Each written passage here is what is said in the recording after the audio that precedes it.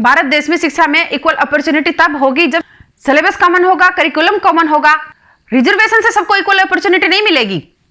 चलो रिजर्वेशन में आपने इतना तो कर दिया कि एससी एसटी की जो मेरिट है वो आपने डाउन कर दी, इससे उसका एडमिशन भी हो गया, लेकिन एडमिशन होना तो पर्याप्त नहीं है ना, आगे उसको पढ़ाई भी तो करना है। जब वो सेमेस्टर का एग्जाम देगा तो वो पहले सेमेस्टर में ही फेल हो जाएगा, क्योंकि वो उस कैलिबर का है ही नहीं, वो कुछ अलग पढ़ के आया है। उसने सरकारी स्कूल से एजुकेशन ली है जहां पर इंग्लिश बहुत वीक होती है। उसने वो चीजें नहीं पढ़ी जो इसकी उसे जरूरत थी। जो शिक्षा उसे जो पढ़ाई जा रही है वो एंट्रेंस एग्जाम में उसकी वो काम नहीं आई। फर्स्ट सेमेस्टर में जाते ही वो फेल हो जाता है। अब ये तो आपने कई बार सुना होगा कि आईआईटी और मेडिकल में जो रिजर्वेशन कोटे से जाते हैं वो फर्स्ट सेमेस्टर में जाते ही फेल हो जाते हैं।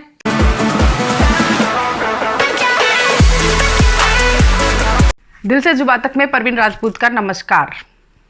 जब हमारा संविधान बनाया जा रहा था तब एक बहुत ही इंपॉर्टेंट फंडामेंटल राइट था जिसके ऊपर डिस्कस किया गया। बहुत लंबा डिस्कस चला, बहुत लंबी चर्चा हुई और बहुत लंबी चर्चा के बाद इसको संविधान में शामिल किया गया। वो है आर्टिकल 16।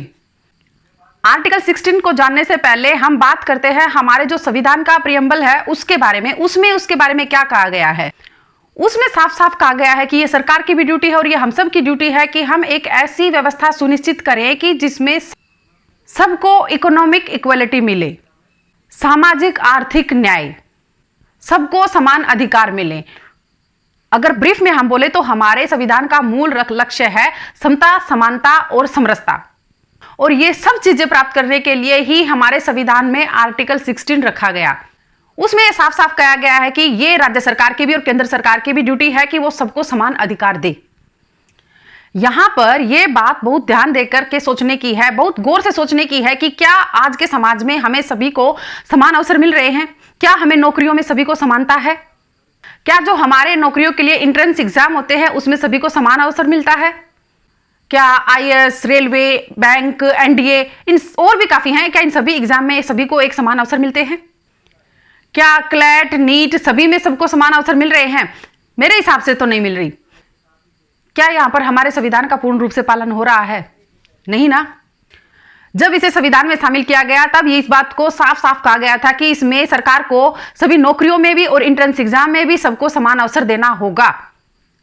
लेकिन आज हो क्या रहा है? आज हो रहा है कि आईएएस का एग्जाम है, मेडिकल का एग्जाम है, जेईई का जो एग्जाम है वो सभी सारे देश के लिए इक्वल होता है। आप किसी भी एग्जाम को उठा के देख लीजिए, एनडीए, रेलवे, बैंक और सब तो छोड़िए, जो टीचर्स के लिए टीईटी और सीटेट होता है वो सब भी पूरे भारत में सभी के लिए एक जैसा होता है।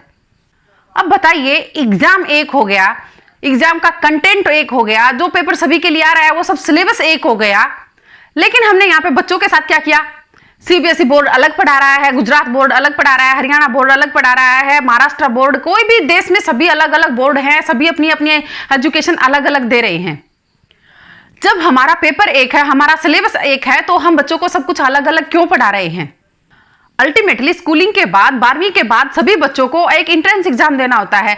किसी को एनडीए का देना है, किसी को बैंक का देना है, किसी को मेडिकल या किसी को कोई ना कोई एग्जाम जरूर देना होता है, और किसी को तो ग्रेजुएशन करने के बाद आईएएस देखना है। बात यह है कि किसी को घर तो नहीं बैठना ना। अब सभी बच्चों को, पूरे भारत के सभी राज्यों से आने वाले सभी बच्चों को जब एग्जाम एक देना है, सिलेबस एक है, तो लेकिन उनकी स्कूलिंग में जो उनकी जो पढ़ाई है, जो 12वीं तक जो शिक्षा है, वो सभी सिलेबस अलग अलग क्यों? आर्टिकल 16 कहता है कि सभी को इक्वल अपॉर्चुनिटी हो, सभी को समान अवसर मिले, लेकिन वो समान अवसर तब मिलेगा जब हमारे देश में यूनिफॉर्म सिलेबस होगा, यूनिफॉर्म करिकुलम होगा, जब हमारे भारतवर्ष में one nation one education board होगा, वन नेशन वन सिलेबस होगा, तब कहीं जाकर के सबको इक्वल अपॉर्चुनिटी मिलेगी। हमने वन नेशन वन टैक्स तो कर लिया, लेकिन जो एजुकेशन जो सबसे महत्वपूर्ण था उसमें हमने अभी तक इक्वलिटी स्थापित नहीं की है। लद्दाख का बच्चा अलग किताब पढ़ रहा है और लक्षद्वीप का बच्चा अलग किताब पढ़ रहा है। कच्छ का बच्चा अलग किताब पढ़ रहा है और कांगरू का बच्चा अलग किताब पढ़ रहा है। ये लद्दाख, कच्छ, कांगरू तो छोड़िए, दिल्ली में 20,000 फीस देने वाले का बच्चा अलग किताब पढ़ रहा है, 10,000 फीस देने वाले का अलग पढ़ रहा है, 5,000, 2,000 और 1,000 रुपए और सरकारी स्कूल में जाने वाले का बच्चा अलग अलग किताबें पढ़ रहा है। आखिर मंत्री और संतरी के बच्चे की किताब अलग क्यों, और कलेक्टर और प्राइमरी के टीचर और यूनिवर्सिटी के वाइस चांसलर के बच्चों की किताबें अलग अलग क्यों? हमारे संविधान बनाने वालों की यह मंशा नहीं थी कि गरीब और अमीर के बच्चों की सबकी अलग अलग एजुकेशन होगी। फिर तो आपको ऐसे करना चाहिए कि जो भी हमारे एंट्रेंस एग्जाम होते हैं वो एक सीबीएसई के पैटर्न के से बनाइए और दूसरा सभी के जो स्टेट बोर्ड हैं सभी के उसके हिसाब से बनाइए। एक पेपर आपका बंगाल बोर्ड से बनाइए, एक महाराष्ट्र बोर्ड से बनाइए, एक गुजरात से बनाइए, एक हरियाणा से बनाइए, एक दिल्ली से बनाइए और एक सीबीएसई से बनाइए। ये कौन सा सिस्टम हुआ कि सिलेबस तो अलग अलग है और एंट्रेंस एग्जाम सभी का एक है। जब पूरे देश के बच्चों का टारगेट एक है कि उनको कोई ना कोई एग्जाम क्रैक करना है, उनको कोई ना कोई एंट्रेंस देना है, तो फिर सभी का सिलेबस अलग अलग क्यों? आर्टिकल 16 कहता है कि सभी को शिक्षा का समान अवसर मिले, इसीलिए हमारी जो शिक्षा है, हमारे जो आर्टिकल 16 है उसमें शिक्षा को समवर्ती सूची में रखा गया है। समवर्ती सूची का मतलब है कि इसके ऊपर केंद्र भी कानून बना सकता है और इसके ऊपर राज्य सरकार भी कानून बना सकती है। अब ये होगा कैसे, ये देखिए, जो हमारे पार्लियामेंट में एक कानून बना गया है राइट टू एजुकेशन, उस राइट टू एजुकेशन के अंदर बस एक शब्द जोड़ दिया जाए, right to equal education. Right to education तो पहले चल रहा है और उसमें बस एक ही वर्ड जोड़ना है, राइट टू इक्वल एजुकेशन। दूसरा उसके अंदर क्या किया जाना चाहिए, अभी वो लागू होता है 14 साल तक, उसको 14 साल से 18 साल कर दिया जाना चाहिए, क्योंकि कोई भी जो बच्चा होता है वो 18 साल तक अपनी 12वीं कंप्लीट कर लेता है और उसके अंदर हो जाएगा कि 18 साल तक का बच्चा है उसका ये फंडामेंटल राइट है। जैसे हमारा वन नेशन वन टैक्स चल रहा है वैसे ही हमारा वन नेशन वन एजुकेशन चलेगा। इसमें सीबीएसई और आईएसएसई को मर्ज कर दिया जाए और एक नया भारतीय एजुकेशन शिक्षा बोर्ड बना दिया जाए। सारे भारत के जो 18 साल तक के बच्चे हैं, जो अमीर गरीब हिंदू मुसलमान सिख पारसी ईसाई जो भी बच्चे हैं, पूरे भारत में सारे क्लासेस के बच्चे जो एक सिलेबस पढ़ रहे हैं, ये कितना बढ़िया हो जाएगा। ये कोई रॉकेट साइंस नहीं है, ये दुनिया के कई देशों में चल रहा है, अमेरिका में चल रहा है, चाइना में चल रहा है, फ्रांस में चल रहा है, सिंगापुर में चल रहा है, जर्मनी में चल रहा है। अमेरिका में तो पहली से लेकर के 12वीं तक के जो टीचर्स हैं उनकी सैलरी भी एक होती है। कोई टीचर पहली में पढ़ा रहा है, 8वीं में पढ़ा रहा है, 12वीं में पढ़ा रहा है या किसी भी क्लास में पढ़ा रहा है, उसमें कोई अंतर नहीं होता।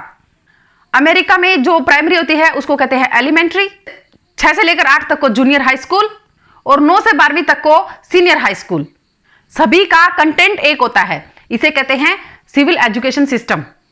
भारत देश में शिक्षा में इक्वल अपॉर्चुनिटी तब होगी जब सिलेबस कॉमन होगा, करिकुलम कॉमन होगा। रिजर्वेशन से सबको इक्वल अपॉर्चुनिटी नहीं मिलेगी। चलो रिजर्वेशन में आपने इतना तो कर दिया कि एससी एसटी की जो मेरिट है वो आपने डाउन कर दी, इससे उसका एडमिशन भी हो गया, लेकिन एडमिशन होना तो पर्याप्त नहीं है ना, आगे उसको पढ़ाई भी तो करना है। जब वो सेमेस्टर का एग्जाम देगा तो वो पहले सेमेस्टर में ही फेल हो जाएगा, क्योंकि वो उस कैलिबर का है ही नहीं, वो कुछ अलग पढ़ के आया है। उसने सरकारी स्कूल से एजुकेशन ली है जहां पर इंग्लिश बहुत वीक होती है, उसने वो चीजें नहीं पढ़ी जो इसकी उसे जरूरत थी। जो शिक्षा उसे जो पढ़ाई जा रही है वो एंट्रेंस एग्जाम में उसकी वो काम नहीं आई, फर्स्ट सेमेस्टर में जाते ही वो फेल हो जाता है। अब ये तो आपने कई बार सुना होगा कि आईआईटी और मेडिकल में जो रिजर्वेशन कोटे से जाते हैं वो फर्स्ट सेमेस्टर में जाते ही फेल हो जाते हैं। इसका कारण यही है कि उन्होंने वो किताबें पढ़ी ही नहीं। हमारे देश में सिविल एजुकेशन सिस्टम है, लेकिन वो केंद्रीय विद्यालयों में है, वो चाहे लद्दाख से लेकर के कन्याकुमारी तक हो या फिर आसाम से लेकर के गुजरात तक, सभी में केंद्रीय विद्यालयों में एक जैसी शिक्षा दी जाती है। अब हमें करना यह है कि हमारे प्रत्येक विधानसभा क्षेत्र के अंदर एक केंद्रीय विद्यालय जरूर होना चाहिए। करने को हमने देश में बहुत कुछ कर लिया, लेकिन ये छोटी छोटी बातों पर ध्यान नहीं दिया। जो हमारी बच्चे, हमारी जो पीढ़ियां, हमारे जो बच्चे आगे आने वाले हैं, जो हमारे देश का भविष्य है, उन्हीं के साथ हम खिलवाड़ कर रहे हैं। हमारे देश में सबसे बड़े दुर्भाग्य की बात यह है कि हमारे जो सांसद हैं, हमारे जो विधायक हैं, वो छोटी छोटी बात के लिए धरना प्रदर्शन करते हैं, रोड जाम करके बैठ जाते हैं, पब्लिक को परेशान करते हैं। क्या कभी उन्होंने ऐसी बातों के लिए धरना प्रदर्शन किया? क्या कभी उन्होंने किसी बच्चे के एजुकेशन या हमारे जो केंद्रीय विद्यालय है या फिर और कोई हमारे बच्चों की जो मूलभूत सुविधाएं हैं उनके लिए धरना प्रदर्शन किया? नहीं करेंगे। वंदे मातरम। भारत माता की जय। जय मां भवानी।